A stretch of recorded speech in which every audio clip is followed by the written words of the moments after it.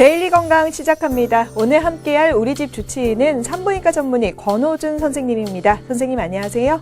네, 안녕하세요. 산부인과 전문의 권호준입니다. 네, 오늘은 어떤 질환에 대해서 이야기 나눠볼까요? 오늘은 골반염에 대해 알아봅니다. 골반염은 자궁 내 경부에 번식하고 있던 세균이 자궁 내막과 나팔관, 복관까지 퍼지면서 염증을 일으키는 질환인데요. 인유두종 바이러스가 여성의 성관계 전파 바이러스 감염 중에 가장 흔하다면 골반염을 일으키는 클라미디아균은 가장 흔한 성관계 전파 세균이라고 할 수 있는데요. 추후 자궁의 임신이나 불임 등 합병증을 일으킬 수 있어 세균 단염을 막기 위해서는 개인 위생 관리에 주의를 기울여야 합니다. 오늘 골반염의 치료법과 예방법까지 자세히 알아봅니다. 네, 오늘 데일리 건강 주제는 골반염입니다. 골반염은 여성들이 걸리기 쉬운 병인 만큼 결혼 여부에 상관없이 미혼이든 기혼이든 주의 깊게 살펴보시는 게 좋겠습니다. 우선 앞서 조금 설명해 주시긴 했지만 골반염의 정의에 대해서 좀 더 자세히 알려주시겠어요? 자궁의 경부는 외부에서 세균이 자궁 안으로 들어오지 못하도록 방어하는 그런 기능을 가지고 있습니다.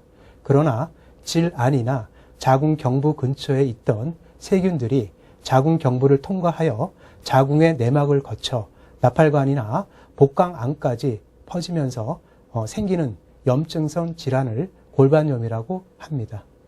네, 골반 부위에 생기는 염증인 골반염.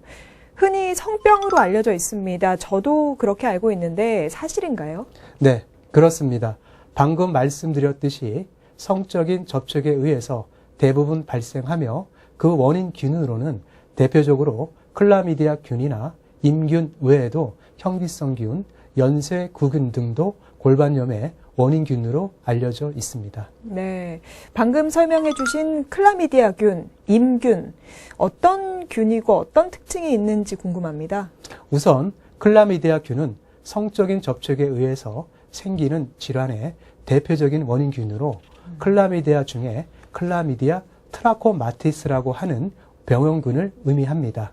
이 균은 자궁 경부염뿐만 아니라 요도염과 비뇨 생식기의 염증을 일으키는 등 부인과 영역에서는 아주 중요한 균이라고 보시면 됩니다. 또한 임균은 임질의 원인균으로 클라미디아균과 마찬가지로 성병을 일으키는 대표적인 병원균입니다. 이 균에 감염이 되었지만 적절한 치료를 하지 않았을 경우에는 약 15%에서 난소염, 나팔관염 등 골반염으로 진행을 하게 된다고 알려져 있습니다. 네, 잘 알겠습니다. 원인에 대해서 좀 더 알아볼게요. 여성의 자궁 내에는 루프 등 피임 기구를 넣기도 하잖아요.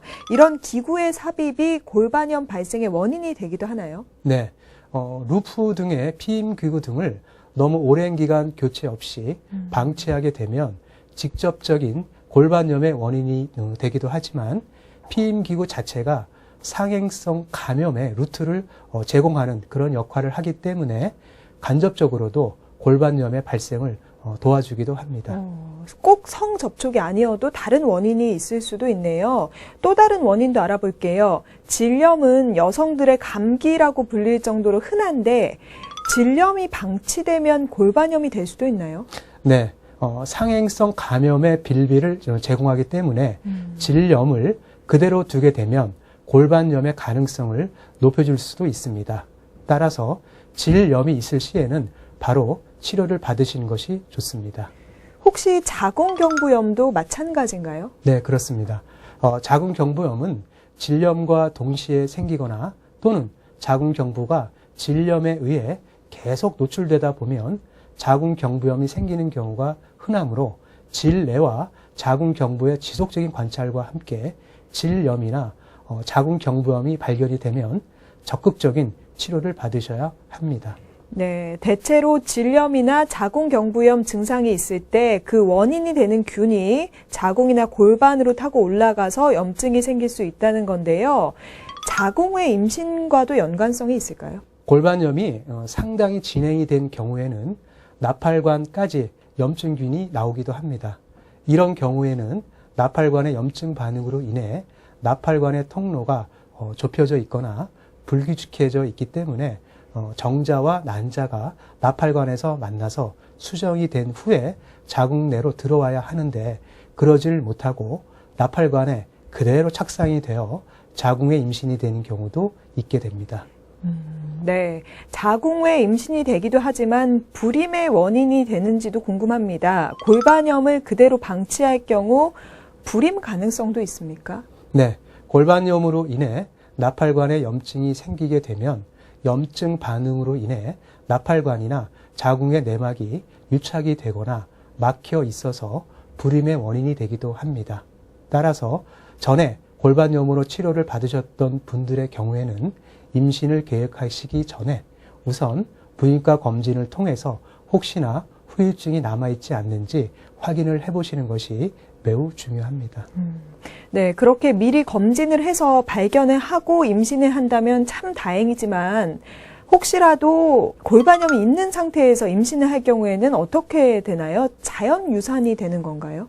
골반염이 있는 상태에서 임신을 하게 되면 자궁의 임신이 될 가능성이 있기 때문에 임신 초기에는 항상 추적 관찰을 잘 하셔야 합니다. 또한 염증균으로 인해 자궁 내 태아가 감염이 되면 태아 성장에 좋지 않은 영향을 미칠 뿐만 아니라 말씀하신 유산이나 조기 진통 또는 조기 분만으로 인해 미숙아 출산의 위험성이 증가하게 됩니다. 또한 매독과 같은 균은 태아의 기형을 초래하기도 하며 갑작스러운 태아의 자궁 내 사망을 초래할 수도 있습니다. 따라서 골반염이 있는 상태에서 임신을 했다면 반드시 전문의와 상의해서 철저히 관리를 하셔야 합니다. 네. 임신을 계획하신 분이라면 미리 진단을 받는 게 가장 좋은 방법이겠네요. 이어서 증상에 대해서 알아볼게요. 어떤 증상이 나타나면 골반염을 의심해 볼 수 있을까요?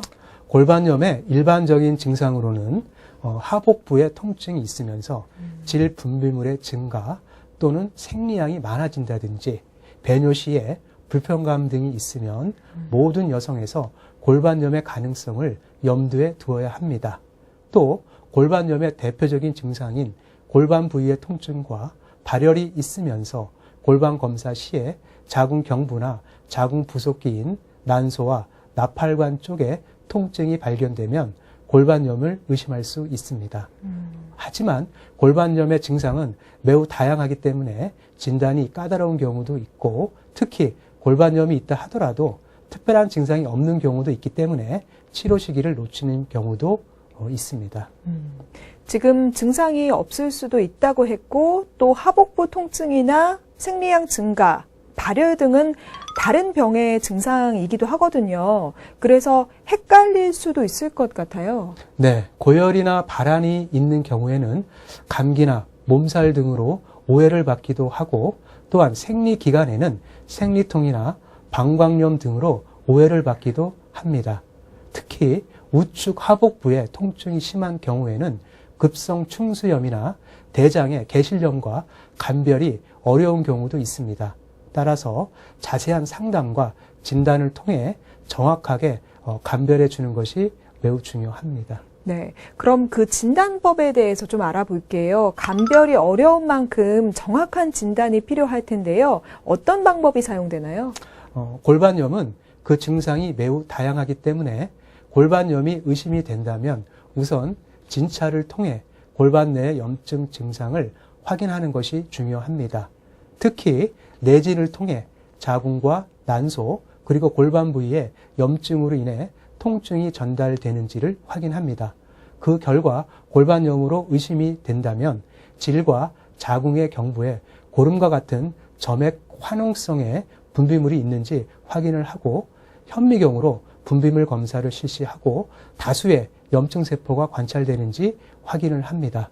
그 외에도 추가적으로 초음파 검사나 혈액 검사 등이 진단에 도움이 될 수 있습니다. 증상이 다양하기도 하고 또 여성들이 자주 겪는 병이라는 생각 때문에 방치하는 경우도 많습니다. 그대로 둘 경우에 불임 외에 다른 질환으로 발전할 수도 있나요? 골반염을 그대로 방치할 경우에는 자궁의 임신이나 만성 골반통 등 그런 질환들이 생길 수 있고 심한 경우에는 복막으로까지 균들이 전파가 돼서 복막염뿐만 아니라 복강 내의 주변 장기까지 감염이 될 가능성이 있게 됩니다. 생각보다 더 위험하네요. 그런 병으로 발전하기 전에 반드시 치료를 받으셔야겠습니다. 그럼 이 치료법에 대해서 알아볼게요. 골반염은 어떻게 치료하나요? 골반염은 클라미디아 균이나 인질균을 포함해서 현기성균, 연쇄구균 및 폐렴구균 등의 다양한 균들의 복합적인 골반 내 감염이므로 가장 이상적인 치료는 이 모든 균에 효과가 있는 광범위한 항생제로 치료를 하는 것입니다. 대개는 입원 치료가 필요하지는 않지만 골반염의 진단이 확실하지 않거나 고열 등의 골반염 관련 증상이 아주 심한 경우에는 입원 치료가 필요하기도 합니다. 골반염의 가장 심한 단계인 골반 내 농양인 고름덩어리가 의심이 되는 경우에는 반드시 입원하여 광범위한 항생제 치료를 받아야 하는데, 만약 항생제 치료에 반응이 없는 경우에는 수술적인 방법으로 농양을 제거하는 시술을 받기도 합니다. 네. 항생제는 내성균이 있으면 치료가 잘 안 된다고 들었습니다. 어떤가요? 항생제 치료가 어려운 경우도 있나요? 네, 그렇습니다. 항생제는 오랜 기간 사용함으로 인해 그 균에 대해서 내성이 생기는 경우가 있습니다. 골반염의 경우에도 치료를 지속적으로 받지 못하고 드문드문 치료를 받으시는 경우나 자꾸 재발이 돼서 치료 기간이 상당히 늘어나는 경우 내성이 생길 가능성이 높아지게 됩니다. 따라서 골반염으로 진단이 되면 단기간 내에 적극적인 치료와 함께 재발이 되지 않도록 주의 관리를 잘 하셔야 합니다. 네, 앞서 언급했듯이 골반염은 성병으로 보고 있는데요. 진단을 받고 정확한 원인균이 발견될 경우에 배우자도 함께 치료를 받아야 하나요? 네, 그렇습니다. 골반염은 성적인 접촉에 의해 생기는 질환입니다. 따라서 골반염으로 진행이 되면 본인뿐만 아니라 배우자도 함께 동시에 치료를 받으시는 것이 원칙입니다. 혹시 치료 후에 생기는 부작용이나 합병증 같은 것도 있습니까? 네, 골반염은 치료 후에도 재발이 잘 되는 질환이므로 항상 주의 관리가 필요합니다. 특히 골반염은 치료 후에 후유증이 나타날 수도 있어 더욱 조심하여야 하는데, 골반염 치료 후에 후유증으로는 나팔관이 염증 반응으로 인해 유착이 생기거나 막혀 있어서 불임의 원인이 되기도 하고요. 또한 나팔관이 막혀 있어서 나팔관에 물이 고이게 되는 난관 수종 등이 생길 수 있습니다. 주변 장기의 유착과 관련된 여러 가지 변화들이 생길 수도 있는데요. 예를 들면 자궁의 위치가 바뀐다든지 자궁 내막의 유착 등으로 무월경이나 부정출혈 등이 생길 수 있고, 만성적인 골반통이나 자궁의 임신 등이 발생할 수 있습니다. 재발도 잦다고 들었어요. 네, 골반염의 발생 원인에서 말씀드렸듯이 또 그와 비슷한 환경이 된다면 골반염이 다시 발생할 수 있다는 사실을 항상 명심해야 합니다. 네, 치료도 중요하지만 예방할 수 있다면 더욱 좋겠죠. 혹시 예방법이 있을까요? 골반염과 같이 성적인 접촉에 의해서 생기는 질환의 가장 확실한 예방법은 성관계를 하지 않는 것입니다. 하지만 그것은 현실적으로 어렵기 때문에 가급적이면 한 명의 배우자와 안전한 성생활을 하거나 성관계 시에 콘돔 등을 사용하여 적극적인 접촉을 피한다든지 하면 골반염의 발생 빈도는 상당히 낮아지게 됩니다. 또한 일단 성병으로 진단을 받고 치료를 시작하면 치료가 끝날 때까지 성관계를 자제하신 것이 성병의 전파를 막기 위해서 반드시 필요합니다. 아울러 성병이 의심되는 증상이 생기거나 안전하지 않은 성관계가 있었다면 병원을 방문하셔서 정밀 검사를 받아보시는 것이 중요합니다. 네, 데일리 건강 오늘은 여기까지입니다. 도움 말씀 주신 권호준 선생님 고맙습니다. 네, 감사합니다.